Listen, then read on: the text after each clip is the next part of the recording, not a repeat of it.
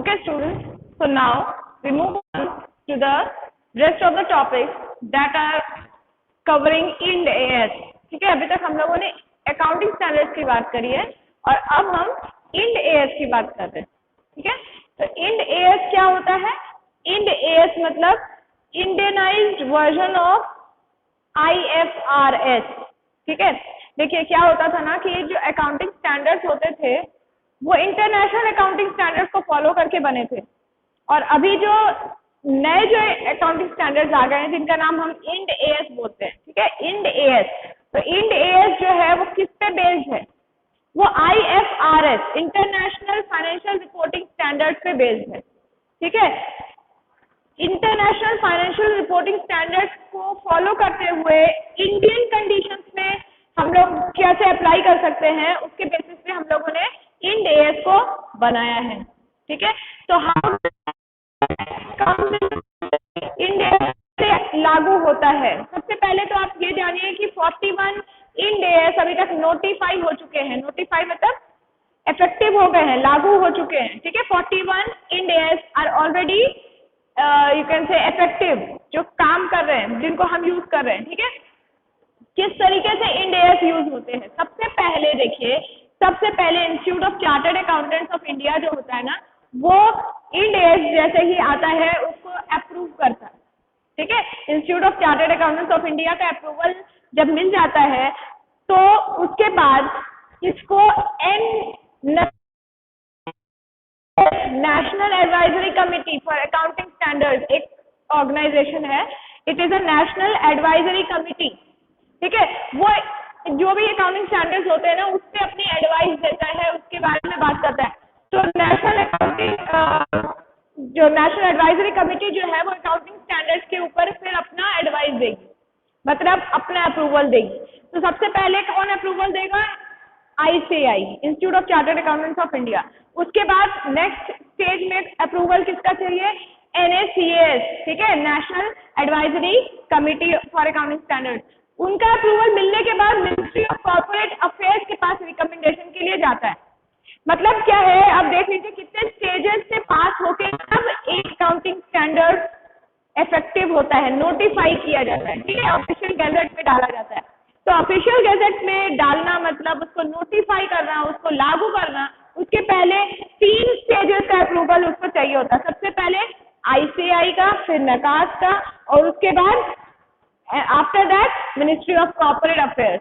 Ministry of corporate affairs के बाद recommendation कौन लेके जाता है? NACS. ठीक है, नेशनल एडवाइजरी कमिटी. उनके रिकमेंडेशन के बाद अगर मिनिस्ट्री ऑफ कॉर्पोरेट अफेयर्स का भी अप्रूवल मिल जाता है तब ये ऑफिशियल गैजेट में नोटिफाई कर दिया जाता है और इफेक्टिव हो जाता है. ठीक है, तो इस तरह से इन स्टेजेस से पास होके 41 Ind AS have been notified. ठीक है, लागू हो चुके हैं.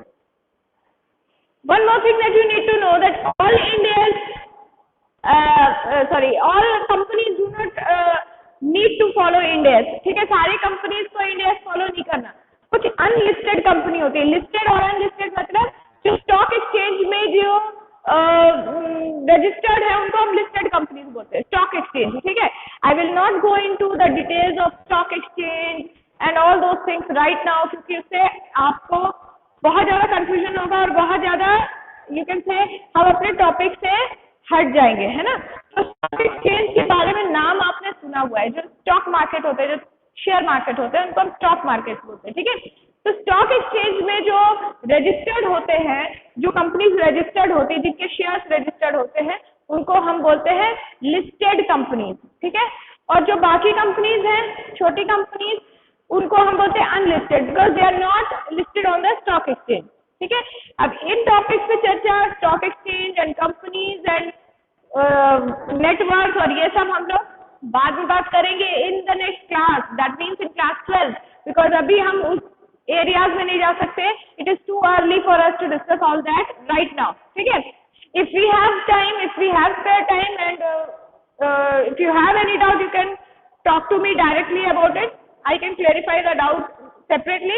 लेकिन while doing one chapter, we cannot drift to some other topic which is not at all related to your standard. ठीक है, क्लास 12 में जब हम पहुंचेंगे तो obviously we will talk about all those things. Now तो नोटिफाई करना मतलब होता है कि ऑफिशियल गैजेट से पास हो गया, लेकिन इसका मतलब नहीं कि सारी कंपनीज उसको आंख मूंद के फॉलो करेगी। No, it is not applicable to every company. सिर्फ लिस्टेड कंपनीज ही मेनली इसको फॉलो करती हैं strictly, they have to follow it. जो अनलिस्टेड कंपनी है जिनकी नेटवर्क 500 करोड़ से कम है, 500 करोड़ से कम है, उनको ये फॉलो करने का कोई स्ट्रिक्टनेस नहीं है। They can continue to follow accounting standard. मतलब समझ रहे कि अकाउंटिंग स्टैंडर्ड्स जो है वो पहले से थे, उनको रिप्लेस कर करके इंड एस आ रहा है ना। क्यों आ रहा है, उसके पीछे कुछ होगा, कुछ रीजंस होंगे, है ना। बिकॉज अकाउंटिंग स्टैंडर्ड्स उतने ज्यादा सक्सेसफुल नहीं हो पाए, है ना। That is why we had to bring Ind AS. तो इंड एस जब आ रहा है तो इंड एस कौन कंपनीज पे ज्यादा लागू हो रहा है? जो बड़ी बड़ी कंपनीज हैं, लिस्टेड कंपनीज है।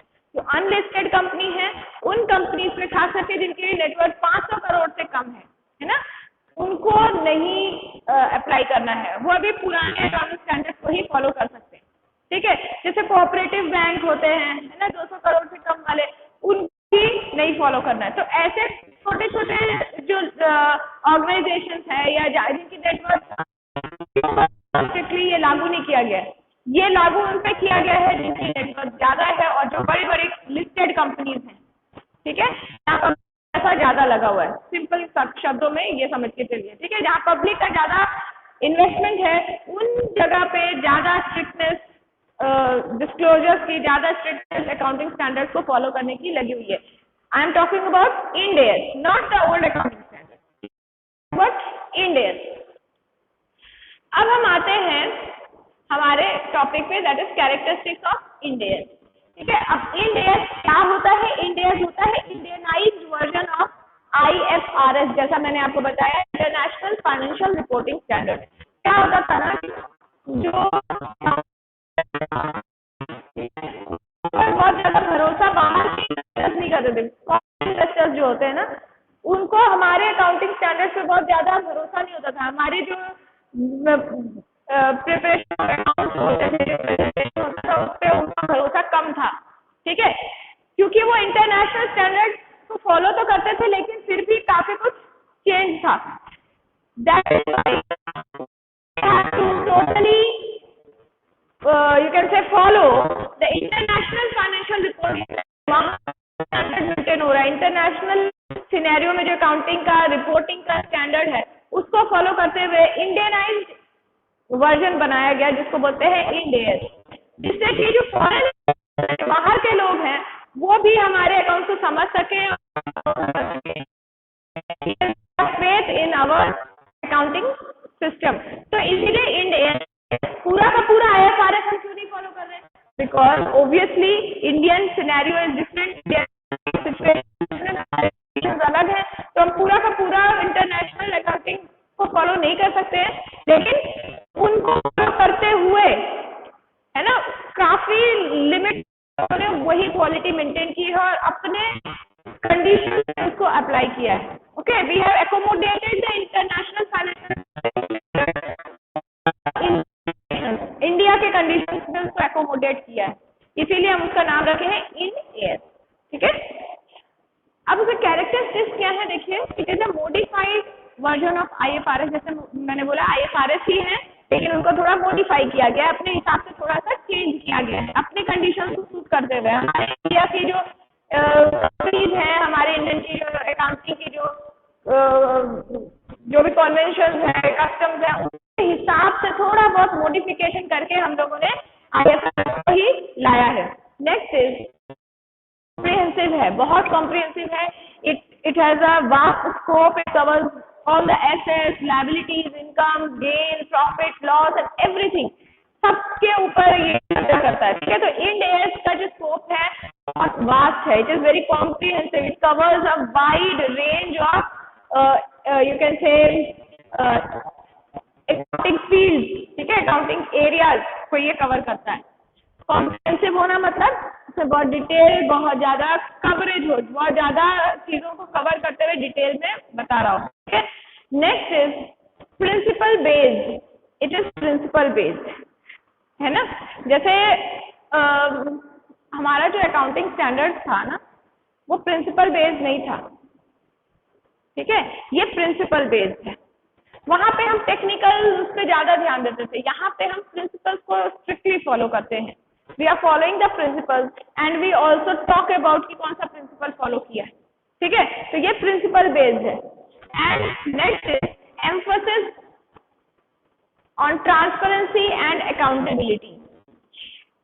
अकाउंटिंग स्टैंडर्ड्स भी ट्रांसपेरेंसी की बात करता है, लेकिन यहाँ पे हम ट्रांसपेरेंसी के साथ साथ अकाउंटेबिलिटी की भी बात करते हैं। अकाउंटेबिलिटी मतलब जिम्मेदारी, responsibility.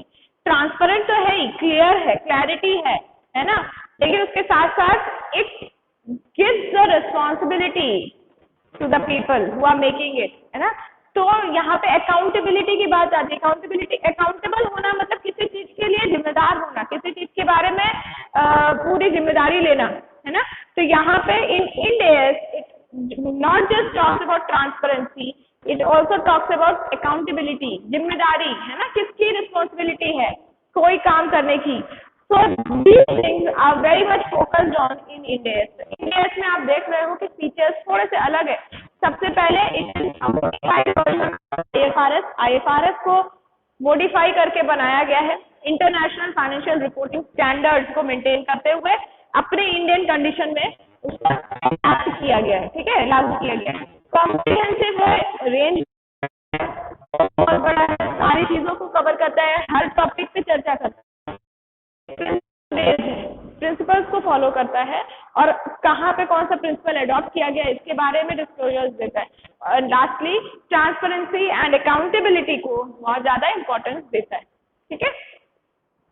Next we move on to the objectives of Ind AS। Objective, Ind AS के क्या ऑब्जेक्टिव है, क्या एम है, क्या पर्पज है ना, क्यों Ind AS लागू किया जा रहा है। Uniformity in preparation and presentation. Uniformity means similarity to bring homogeneity, ठीक है, एक जैसा तरीके से प्रेजेंट करना। हर कोई अपने अपने तरीके से काम करेगा तो वो presentation it will not be comparable, उसको आप कंपेयर नहीं कर पाओगे। तो कंपैरिजन के लिए जरूरी है कि चीजें एक सेम प्लेटफॉर्म पे लाई जाए, है ना। Everyone should be similar in order to be comparable, है ना। तो सबसे पहले Ind AS जो है उसका मेन ऑब्जेक्टिव है कंपैरिजन को बढ़ाना on the basis of uniformity. और यूनिफॉर्मिटी सिर्फ इंडिया की बात नहीं हो रही है, now it is talking about international uniformity, है ना। हम लोग अपने को at par with international accounting कर रहे हैं। अगर हम बाहरी कंट्रीज के साथ में कंपैरिजन चाहते हैं, उनके साथ में कॉम्पीट करना चाहते हैं, तो हमको अपने को उस स्टैंडर्ड पे लाना होगा, है ना। उनके हिसाब से अकाउंटिंग भी करनी होगी, नॉट जस्ट बिजनेस, खाली बिजनेस को एक्सपैंड नहीं करना होगा, आपको उनके अकाउंटिंग के रिपोर्टिंग की टेक्निक को भी फॉलो करना होगा to maintain the accounting standard, है ना, to maintain the reporting standard, जिससे कि आप उनके जैसा ही रिपोर्टिंग करो और उनके साथ अपने को कंपेयर कर सको, है ना। अगर आपकी रिपोर्टिंग अलग है, आपकी अकाउंटिंग अलग है, तो आप अपने को उनसे कंपेयर नहीं कर पाओगे। तो कंपैरिजन के लिए it's very very important that reporting should be similar. Policies adopted. जब हम अकाउंटिंग स्टैंडर्ड्स की बात कर रहे थे तो अकाउंटिंग स्टैंडर्ड्स में भी आपको पता है कि यूजर्स को अकाउंटिंग पॉलिसीज के बारे में बताया जाता था, है ना। तो अकाउंटिंग पॉलिसीज कौन कौन सी यूज हो रही, which accounting policies have been adopted, which principles have been followed, which convention, which assumption, है ना, which concept, everything is very clearly disclosed। यहाँ पे डिस्क्लोजर का लेवल कुछ और ही है, वहां पे भी डिस्क्लोजर होता था, वहां पे भी स्ट्रिक्टनेस थी इन अकाउंटिंग स्टैंडर्ड, लेकिन यहाँ पे अंडर Ind AS यहाँ पे और भी ज्यादा डिस्क्लोजर्स हैं और भी ज्यादा फेयर तरीके से प्रेजेंटेशन किया जा रहा है, बहुत अच्छे से यूजर्स को इन्फॉर्म किया जा रहा है about which policies have been adopted, which principles have been used, ठीक है, while preparing accounts and while presenting the accounts। Policy diverse accounting policy, diverse और डिफरेंट, अलग अलग अकाउंटिंग पॉलिसीज अगर यूज करेंगे तो उससे बहुत ज्यादा कंफ्यूजन होगा, उससे बहुत ज्यादा एम्बिग्विटी होगी, कंफ्यूजन, है ना, क्लैरिटी खत्म हो जाएगी। तो इसीलिए जो डाइवर्स अकाउंटिंग पॉलिसीज हैं उनके इफेक्ट को, है ना, उनके जो बैड इफेक्ट है उनको रिमूव किया गया। कैसे? By using standard policies, similar types of policies bye everyone. सब लोग एक स्टैंडर्ड तरीके से ही अकाउंट्स को मेंटेन करिए। एक पर्टिकुलर सिचुएशन में एक पर्टिकुलर तरीके की अकाउंटिंग होनी चाहिए। जो alternative situations, alternative solutions to a same situation जो आपको दिया हुआ है, ऑल्टरनेटिव्स में जो बेस्ट प्रेफर्ड तरीका है उसको कैसे अपनाना है और उसी को फॉलो करना है, ये यहाँ पे बताया गया। ये अकाउंटिंग स्टैंडर्ड में भी फॉलो होता है और ये इंड एस में भी फॉलो हो रहा है। ठीक है, जो डाइवर्स अकाउंटिंग पॉलिसीज जो है, मेन पर्पस ही अकाउंटिंग स्टैंडर्ड्स का एक्चुअल में ये है कि जो अकाउंटिंग पॉलिसीज में एम्बिग्विटी है, जो इतने सारे अकाउंटिंग स्टैंडर्ड अकाउंटिंग पॉलिसीज हैं, उनको कैसे लागू करना है, उनमें से कौन सा बेस्ट है किस पर्टिकुलर सिचुएशन में, ये एएस बताता है। ठीक है, एएस भी बताता है।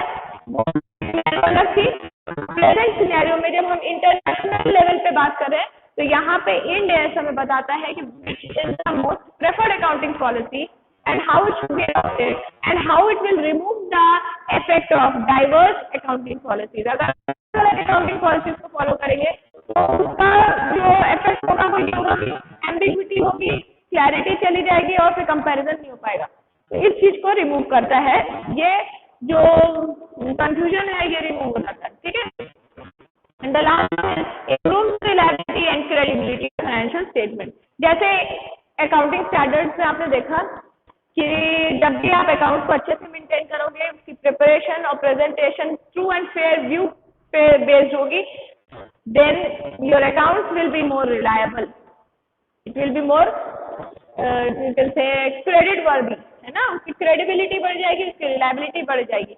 तो यहाँ पे भी जब आप इंड एस फॉलो करें, obviously you are following even better standards, you are following the international standards. तो इंटरनेशनल स्टैंडर्ड्स पे फोकस किया जा रहा है, तो आपकी क्रेडिबिलिटी, आपकी जो अकाउंटेबिलिटी है, आपकी जो रिलायबिलिटी है, सब चीजें बहुत ज्यादा एनहेंस हो रही है, बढ़ रही है। ठीक है, so we move on to the next topic, that is merit of Ind AS। I have added one more topic, okay, that means पहले हमने इस सेशन में 7 टॉपिक्स डाले थे, अब मैं एक और टॉपिक मैंने डाल दिया है। Earlier I thought that I will ask you to do it, because I'm discussing it throughout and I wanted you to do it, but I thought maybe discuss it with you and you will do it as an assignment later on। ठीक है, तो मैंने वो topic डाल दिया है, that is topic number 8, difference between Ind AS and as. ठीक है, तो पहले हम लोग merits of Ind AS that is topic 7 कर लेते हैं, उसके बाद हम लोग डिफरेंसेस में भी आ जाएंगे। Briefly we will discuss merits of मतलब उसके एडवांटेजेस, उसके यूटिलिटी बोल सकते हैं आप, है ना। Condition suitable to Indian condition. Indian condition क्या होती हैं?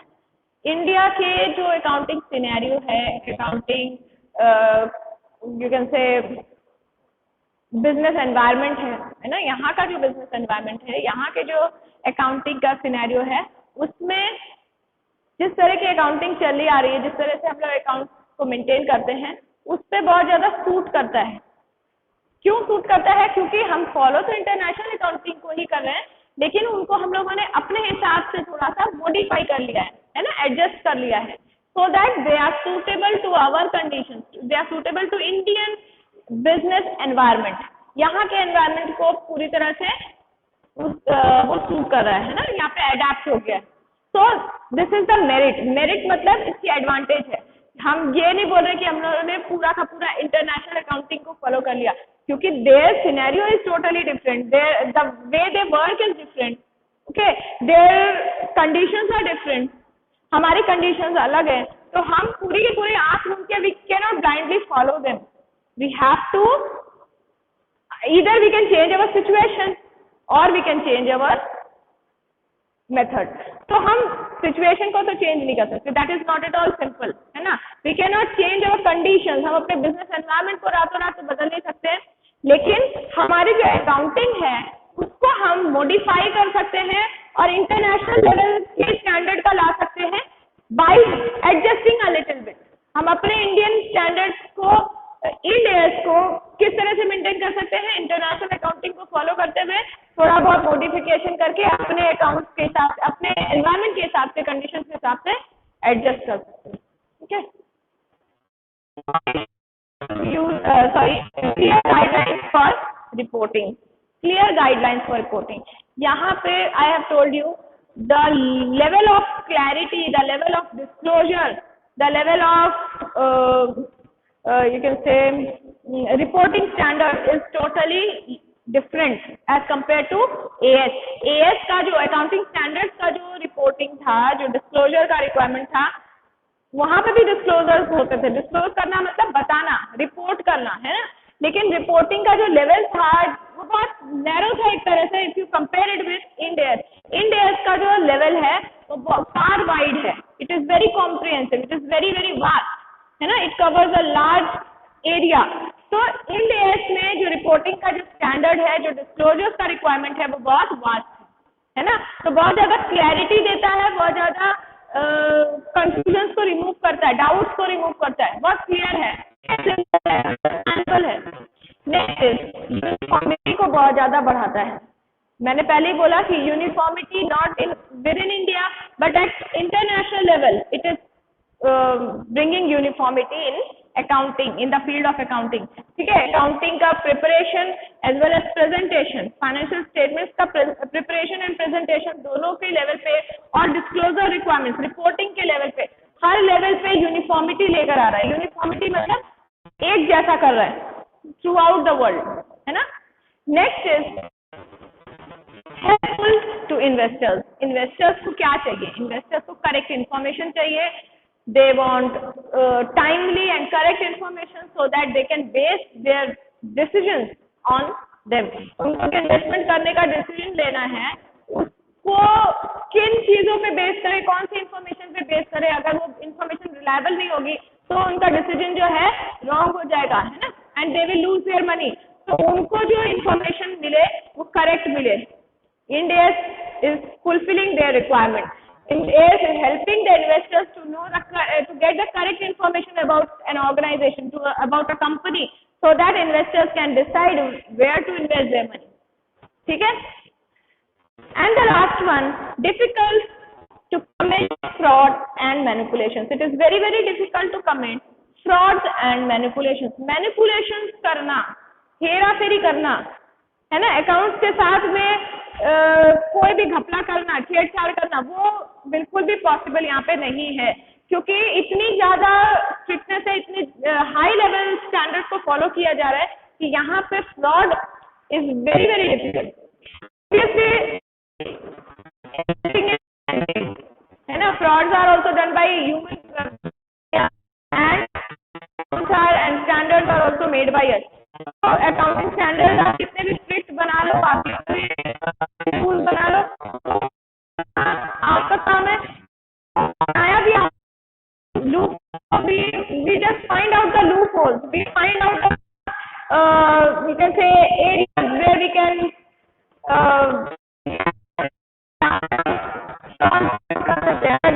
करना है तो वो अपना निकाल ही लेते हैं।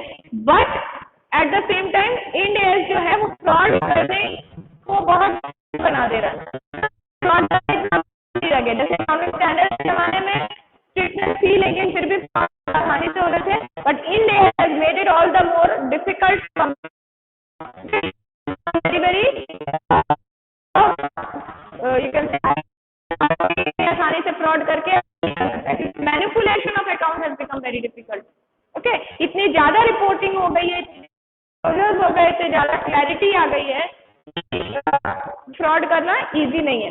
बट स्टिल वे, है ना, जिसको फ्रॉड करना है वो रास्ता निकालते हैं, लेकिन एज इट इज अकाउंटिंग बहुत ज्यादा स्ट्रिक्ट हो गई। Now we come to the last topic, that is the difference between Ind AS and accounting standard. Accounting standard में डिफरेंस क्या है? Obviously, throughout our topic, we have been discussing the difference of, हम लोग throughout differences को देखते आ रहे हैं, लेकिन अब हम लोग हाईलाइट कर लेते हैं वो पॉइंट्स को, एक यू कैन से एस्टिमेट कर लेते हैं, कर लेते हैं जो भी पॉइंट्स हम लोग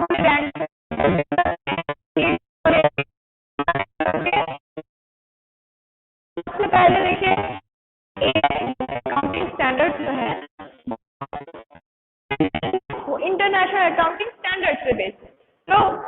इंटरनेशनल स्टैंडर्ड्स थे करके एएस बना था, अकाउंटिंग स्टैंडर्ड्स, इंडिया का अकाउंटिंग स्टैंडर्ड्स बना था जो पुराना वाला था। और अभी जो इंड एएस बना है क्या है, वो आईएफआरएस पे बेस्ड है, इंटरनेशनल फाइनेंशियल रिपोर्टिंग स्टैंडर्ड पे बेस्ड है। ठीक है, डिफरेंस है सबसे पहला डिफरेंस कि बेसिस अलग है, वो इंटरनेशनल अकाउंटिंग स्टैंडर्ड पे बेस्ड था और ये आईएफआरएस पे बेस्ड है। एएस जो था वो हिस्टोरिकल कॉस्ट बेस्ड था, वो हिस्टोरिकल डेटा पे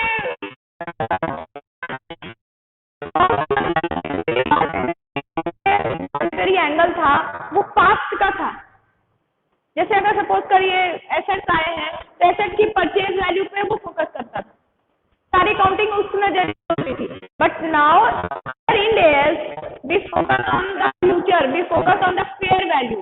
फेयर वैल्यू मतलब market value, present value, correct value. हम आज की बात कर रहे हैं ना, हम पास्ट की हिस्टोरिकल कॉस्ट की बात नहीं करते। इंडेक्स में, इंडेक्स में आपको सब जगह फेयर वैल्यू की बात दिखेगी। वैल्यू क्या होती है, जो मार्केट वैल्यू चल रही है ना किसी भी चीज की। तो जो रिकॉर्डिंग है, रिकॉर्डिंग मतलब जो रिपोर्टिंग हो रही है अकाउंट्स में ट्रांजैक्शन की और उनकी जो भी तरह की रिपोर्टिंग है वो फेयर वैल्यू बेस्ड है अंडर इंडेक्स। और एएस में क्या था, वो पास्ट वैल्यू पे बेस्ड था, परचेज वैल्यू, हिस्टोरिकल कॉस्ट पे बेस्ड था। ठीक है, स्टैंडर्ड जो थे उसमें क्या था ना कि जो इंटरनेशनल हमारे इन्वेस्टर्स थे उनका बहुत भरोसा नहीं था। दे हैड लेसर फेथ,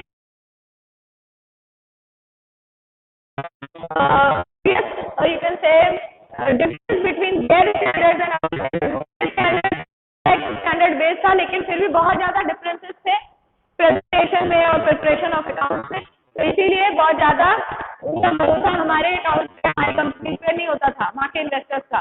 तो वहाँ के इन्वेस्टर्स को या इंडिया में लाने के लिए, है ना, वहाँ की इन्वेस्टमेंट को इंडिया में लाने के लिए we had to adapt our accounting to their standard। हमको स्टैंडर्ड पर पहुंचना पड़ा जिससे कि उनका भरोसा हम जीत सके और वो हमारे कंट्री में भरोसा नहीं करेंगे। are able to rely upon our accounting system and our reporting standards, they will invest को इंडिया में लाने के लिए हमें अपने अकाउंटिंग सिनेरियो को पूरा बदलना पड़ा, उनके हिसाब से एडजस्ट करके उनको मेंटेन करना पड़ा। ठीक है, इंडियस में जो लेवल ऑफ क्रेडिबिलिटी है, लेवल ऑफ स्टेबिलिटी है, अकाउंटेबिलिटी वो बहुत हाई है, जिसके कारण फॉरेन इन्वेस्टर्स है उनका यहाँ पे बहुत ज्यादा भरोसा हो जाता है। ठीक है, कि दोनों का जो बेसिस है डिफरेंट है। इंडियस का आईएफआरएस है और अकाउंटिंग स्टैंडर्ड्स का क्या है, इंटरनेशनल अकाउंटिंग स्टैंडर्ड। ठीक है, उसमें हिस्टोरिकल कॉस्ट की बात होती है, यहाँ पे फेयर वैल्यू की बात होती है। और उसका जो रिलायबिलिटी का जो स्टैंडर्ड है वो यहाँ से कम है। यहाँ बहुत ज्यादा लोग इन्वेस्टर्स जो है इस पे, ठीक है, इसकी अकाउंटेबिलिटी, इसकी ट्रांसपेरेंसी का लेवल बहुत ज्यादा है। का डिस्क्लोजर्स का जो रिक्वायरमेंट है वो भी हम बता सकते हैं स्टैंडर्ड बहुत ज्यादा हाई है। तो मैंने बताया बार बार आपको, this Ind AS is very very comprehensive, it has a wide range of scope, है ना, और वहाँ की उतनी बात। ठीक है, so we have completed the chapter comprehensively, we have discussed all the concepts clearly and clearly. Go through the chapter, complete the questions, read the book, read my notes, and even if you after reading have any queries, if you have any doubts, contact me. Okay, thank you students.